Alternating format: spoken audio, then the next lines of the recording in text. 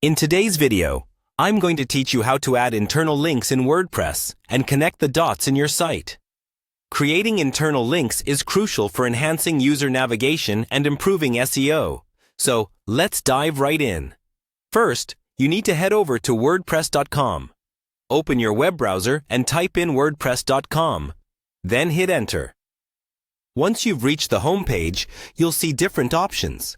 But what we're looking for is a way to get into our WordPress site.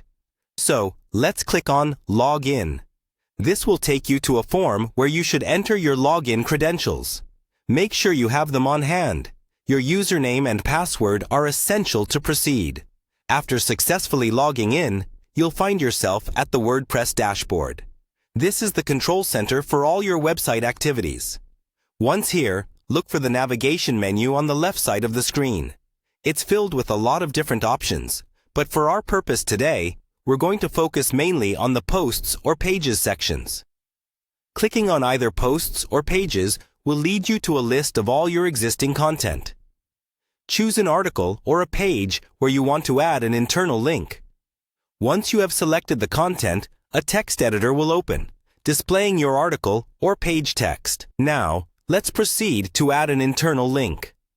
Look through your text and find the specific part where you'd like to insert the link. It might be a keyword or a phrase that could naturally lead to another relevant part of your website. Once you've chosen the text, click on it and then highlight it. With the text highlighted, head to the toolbar situated above the text editor. Look for an icon that looks like a chain link. It usually represents links in most text editors.